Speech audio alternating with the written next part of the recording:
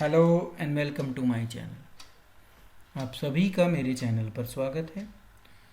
हम source of business finance के topic में हैं और अभी इस वीडियो में हम इंटरनेशनल फाइनेंसिंग को देखेंगे कि हम बाहर के देशों से या इंटरनेशनल लेवल पर कैसे फाइनेंसिंग या फंड को रेज कर सकते हैं। तो इस वीडियो का हमारा टॉपिक है सोर्स ऑफ बिजनेस फाइनेंस का, क्योंकि ये हमारी वीडियो नंबर 7 है इस टॉपिक के ऊपर। इससे पहले 6 वीडियो में हमने different source of business finance देखी जो विद इन द कंट्रीज था। तो ये पहली बार अब हम इंटरनेशनल फाइनेंसिंग को देखेंगे इस वीडियो के थ्रू और समझेंगे। देखिए, इंटरनेशनल फाइनेंसिंग का मीनिंग क्या है। With the opening of an economy and the operation of the business organisation becoming global, Indian companies have access to the fund in the global capital market। जब 1991 में हमारी new जो economic policy है जिसको हम NEP कहते हैं, जब ये आई तो 3 चीज़ों पर हमारा मेन फोकस था जिसको हम LPG भी कहते हैं। L का मतलब लिबरलाइजेशन, मतलब कि नियमों को आसान बनाना। ठीक है। P का मतलब प्राइवेटाइजेशन, मतलब कि जो गवर्नमेंट की कंपनीज थी जो अच्छा परफॉर्म नहीं कर पा रही थी या और भी कोई whatsoever be the may be the reason, हमने उनको क्या कर दिया, प्राइवेटाइज कर दिया। ग्लोबलाइजेशन, तो ग्लोबलाइजेशन की बात यहाँ पर की जा रही है, वैश्वीकरण। तो जब लिबरलाइजेशन होगा तो ग्लोबलाइजेशन अपने आप हो जाएगा, मतलब कि हमने अपने बाजार को, अपनी मार्केट को पूरे विश्व के लिए खोल दिया। इसी को हम कहते हैं ग्लोबलाइजेशन। तो अब क्या हो रहा है, ग्लोबल कैपिटल मार्केट है हमारे पास। तो ये जरूरी नहीं है कि सिर्फ हम एक्सपोर्ट और इंपोर्ट किनका करें, गुड्स का ही करें। यहाँ फंडिंग की भी एक्सपोर्ट और इंपोर्ट होता है, मतलब कि हमारे देश की कंपनी बाहर के देशों की कंपनी में पैसा लगा रही है और बाहर के देश की कंपनी हमारे देश में पैसा लगा रही है। यही क्या था, हमारा ग्लोबलाइजेशन था। और ये किसके थ्रू सक्सेस संभव हो पाया, लिबरलाइजेशन के थ्रू। ऑब्वियसली प्राइवेटाइजेशन का इसमें इतना रोल नहीं है, तो इसलिए मैंने इसको इसमें इंक्लूड नहीं किया। Various international sources from where fund may be generated. अब बहुत सारी ऐसी सोर्सेज हैं, अब उसमें क्या क्या आता है ये हम देखते हैं। अभी देखिए, पहला कमर्शियल बैंक है, वही जो अभी हम पढ़ रहे थे इससे पिछली वीडियो में। कमर्शियल बैंक जो है वो पूरे वर्ल्ड में है और वो फॉरेन करेंसी में लोन जो है बिजनेस पर्पस के लिए प्रोवाइड करते हैं। They are an important source of financing non-trade international operation।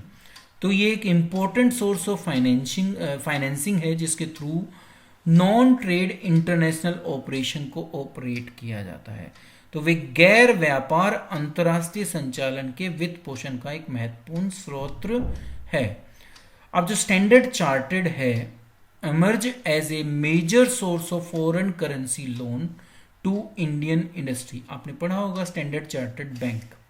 तो ये एक ऐसा बैंक है जो एक मेजर फंडिंग बैंक के रूप में, कमर्शियल बैंक के रूप में उभरा है हमारे देश में, जहां पर फॉरेन करेंसी को, मतलब कि फॉरेन इन्वेस्टमेंट को भारतीय कंपनियों में आसानी से इन्वेस्टमेंट मिल रही है या फंडिंग मिल रही है।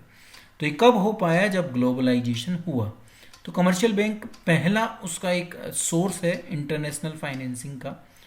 इसके अलावा कुछ इंटरनेशनल एजेंसीज हैं, कुछ डेवलपमेंट बैंक हैं, जैसे नीचे बता रखा है इंटरनेशनल फाइनेंस कॉरपोरेशन जिसको हम IFC कहते हैं। एक्सिम बैंक है, export import bank of India, जो इंटरनेशनल फाइनेंसिंग को देखता है जब हम आयात और निर्यात करते हैं, मतलब कि एक्सपोर्ट एंड इंपोर्ट करते हैं। ऐसे ही एक बैंक है एशियन डेवलपमेंट बैंक, ओबियसली ये वर्ल्ड बैंक भी इसका एक पार्ट हो सकता है। ठीक है। तो ये कुछ ऐसी एजेंसीज हैं, ऐसे डेवलपमेंट बैंक हैं जो लॉन्ग और मीडियम टर्म लोन प्रोवाइड करती हैं और ये ग्रांट प्रोवाइड करते हैं सो दैट किसी भी देश के अंदर जो इकोनॉमिक एक्टिविटी है उसको बढ़ावा मिल सके, उसका इकोनॉमिकली बैकग्राउंड जो है वो डेवलप किया जा सके पूरे विश्व का।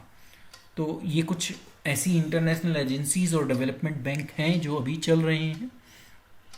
आगे चलें तो इंटरनेशनल कैपिटल मार्केट आती है। कैपिटल का मतलब यहाँ पर कहीं ना कहीं सिक्योरिटी की डीलिंग से मतलब होता है। तो आप इसको इसी तरीके से समझिएगा। तो मॉडर्न ऑर्गेनाइजेशन जितनी भी हैं, जितने भी बिजनेस हैं, include MNC, depend upon sizeable borrowing in rupees as well as foreign currency. तो इनको पैसा जो है, क्योंकि ये मल्टीनेशनल है, कई देशों में काम करते हैं, तो इनको सारा फंड सिर्फ रुपीज में नहीं चाहिए, इनको फॉरेन करेंसी में भी पैसे की आवश्यकता होती है जब ये विदेशों में अपने बिजनेस को एक्सपेंड करेंगे। तो prominent financial instrument used for this purpose are. तो फिर ये इस फॉरेन, देखो अपने देश के पैसे की तो ये एकत्र कर सकते हैं, डिफरेंट सोर्स हैं इनके पास, उस फॉरेन करेंसी को ये कैसे इकट्ठा करें, वहाँ के लिए कैसे लाएं अपनी फंडिंग। तो उसके जो मेजर इंस्ट्रूमेंट हैं वो ये हैं। सबसे पहले आता है ग्लोबल डिपॉजिटरी रिसिप्ट, बहुत आती है पेपर में, तो आपको इसको जीडीआर को बहुत ध्यान से समझना होगा। तो जीडीआर मेरे हिसाब से, मैं इस वीडियो के थ्रू जब आपको बताऊंगा तो फिर मुझे नहीं लगता कि आप कभी भी जीडीआर भूल पाएंगे। GDR is a negotiable instrument. Negotiable का मतलब क्या है कि आप इसको आगे जो है ट्रांसफर भी कर सकते हैं। Can be traded freely like any other security. तो जैसी दूसरी सिक्योरिटीज होती है, सिक्योरिटी का मतलब शेयर्स एंड डिबेंचर्स वगैरह, तो इस तरीके से ट्रेड किया जा सकता है आसानी से, तो इसीलिए इसको निगोशिएबल इंस्ट्रूमेंट भी कहा गया है। Local currency share of A company, जो एमएनसी है, जो हमारे देश की कंपनी, अगर हम बात करें इंडिया की, तो ऐसी कोई भी कंपनी जो लोकल है वो अपने शेयर जो हैं वो डिलीवर कर देती है, एक डिपॉजिटरी बैंक होता है उसको, और जो डिपॉजिटरी बैंक होता है वो एक डिपॉजिटरी रिसिप्ट इशू कर देती है उन शेयर के अगेंस्ट में। समझ में आया आपको? जो लोकल करेंसी के शेयर हैं एक कंपनी के, वो किसको डिलीवर होते हैं? पहले डिपॉजिटरी बैंक को। डिपॉजिटरी बैंक उसको एक डिपॉजिटरी रिसिप्ट दे देता है, ठीक है, और such depository receipt denominated in US dollar are known as global depository receipt.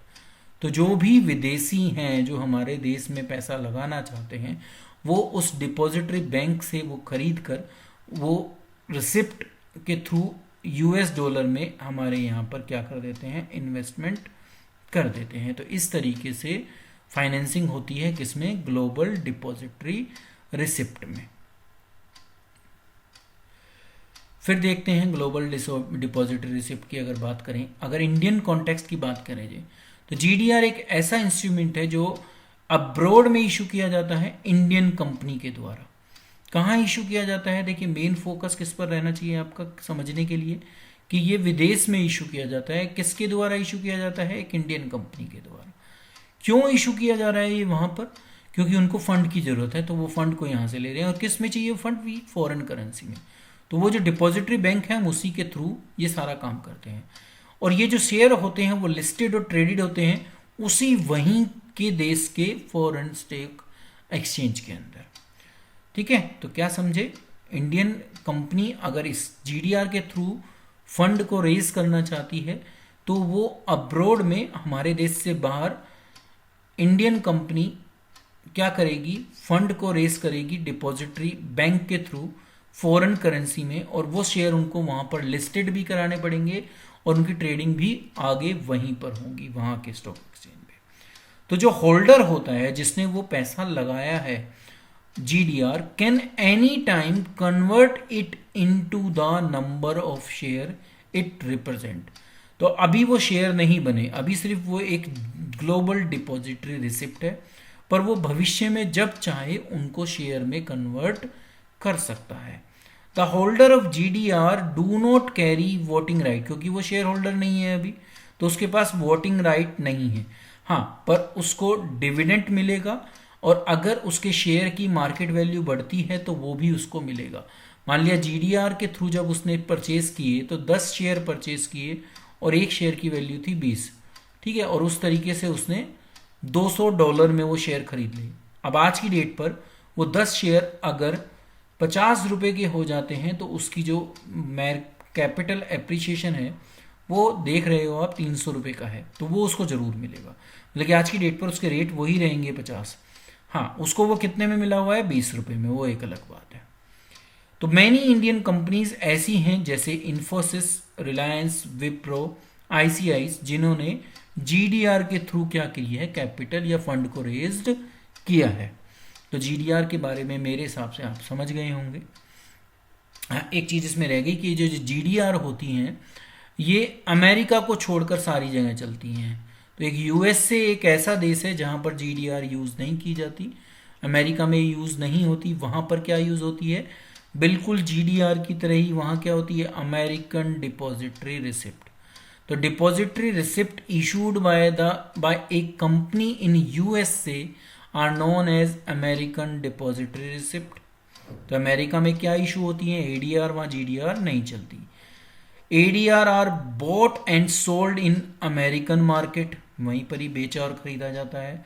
सब कुछ जीडीआर की तरह है, बस ये कहाँ होंगे, ये किसको इशू की जाती हैं, अमेरिकन सिटीजन को। और ये जो इनकी जो लिस्टिंग एंड ट्रेडिंग है वो कहाँ होगी, यूएसए में होगी। बाकी सारे फंक्शन वही हैं जो जीडीआर में थे, बट बस क्या अलग है कि अमेरिका में एडीआर चलती है, जीडीआर नहीं चलती। अब ऐसे ही एक हमारे देश की आ गई है इंडियन डिपॉजिटरी रिसिप्ट, जिसको हम आईडीआर कहते हैं। तो इंडियन डिपॉजिटरी रिसिप्ट एक ऐसा फाइनेंशियल इंस्ट्रूमेंट है जो इंडियन रुपीस में होता है और ये एक डिपॉजिटरी रिसिप्ट के रूप में काम करता है। It is created by an Indian depository to enable foreign company to raise fund from Indian security market में। मतलब कि एक विदेशी कंपनी जो हमारे देश में काम कर रही है, अगर उसको पैसे की आवश्यकता है, उसको फंड की ज़रूरत है, तो वो हमारे देश में पैसा कैसे इकट्ठा कर सकती है, आईडीआर को इशू कर कर हमारे लोकल जो इन्वेस्टर हैं उनको। तो स्पेसिफिक इंडियन वर्जन है जीडीआर का ही है, ठीक है। बस हमारे देश में ये चलता है, अगर हमारे देश की कोई फॉरेन कंपनी पैसा एकत्र करना चाहती है तो वो आईडीआर के थ्रू उस पैसे को एकत्र करेगी। अब नेक्स्ट जो आता है, ये तो रिसिप्ट देख ली, अब आता है फॉरेन करेंसी कन्वर्टिबल बॉन्ड, जिसको FCCB कहते हैं। Foreign currency convertible bond are equity linked डेप्ट सिक्योरिटी। देखो डेप्ट है, डेप्ट का मतलब उधार है, पर ये एक ऐसा उधार होता है जो इक्विटी से लिंक होता है, इसीलिए इसको फॉरेन करेंसी कन्वर्टिबल बॉन्ड भी कहते हैं। इसको कन्वर्ट किया जा सकता है, बॉन्ड है इसलिए डेप्ट है, पर कन्वर्टिबल है, दैट्स मीन्स वो शेयर में कन्वर्ट किया जा सकता है। That are to be converted in equity और डिपॉजिटरी रिसिप्ट, जो अभी पीछे हमने पढ़ी, एक स्पेसिफिक पीरियड के बाद। A holder of FCCB has an option of either convert them into equity share at a predetermined price, जिस दिन खरीदा था उसके प्राइस पर, या एक्सचेंज रेट पर, या वो उस बॉन्ड के रूप में भी उसको अपने पास रख सकता है। मतलब कि वो डेप्ट के फॉर्म में भी उसको अपने पास रख सकता है और उसको कन्वर्ट कर कर इक्विटी शेयर भी बना सकता है। तो इसको कहा जाता है foreign currency convertible bond. Foreign currency convertible bond जो हैं वो इशू किए जाते हैं फॉरेन करेंसी में, और फिक्स रेट ऑफ इंटरेस्ट है, क्योंकि डेप्ट है तो इंटरेस्ट जरूर होगा। ये FCCB लिस्टेड और ट्रेडेड होते हैं फॉरेन ट्रेड एक्सचेंज में, फॉरेन स्टॉक एक्सचेंज में। और FCCB जो है सिमिलर होते हैं, जैसे हमारे देश के अंदर कन्वर्टिबल डिवेंचर होते हैं, ऐसे ही फॉरेन कंट्रीज में फॉरेन करेंसी कन्वर्टिबल बॉन्ड होते हैं। तो वो उनको बॉन्ड के नाम से जानते हैं, हम उसको डिवेंचर के नाम से जानते हैं। इस तरीके से हमारी ये वीडियो जो है यहाँ पर कंप्लीट होती है। मतलब कि हमने इंटरनेशनल फाइनेंसिंग को भी इस वीडियो के थ्रू समझ लिया। अब हमने जितनी भी सोर्स ऑफ बिजनेस फाइनेंस है वो पूरी तरह से समझ ली। इन 7 वीडियो में सोर्स ऑफ बिजनेस फाइनेंस, कौन कौन सी सोर्स ऑफ बिजनेस फाइनेंस है, इसके बारे में आप सारा क्लियर कंसेप्ट कर सकते हैं। नेक्स्ट जो वीडियो है वो फैक्टर होंगे जिनके बेस पर आप डिसीजन लोगे कि इनमें से आप किसके थ्रू पैसे को एकत्र कर सकते हैं, मतलब कि वो फैक्टर कौन से हैं जो उनको अफेक्ट करते हैं। तब तक के लिए थैंक यू। नेक्स्ट वीडियो आपके सामने जल्दी आ जाएगी।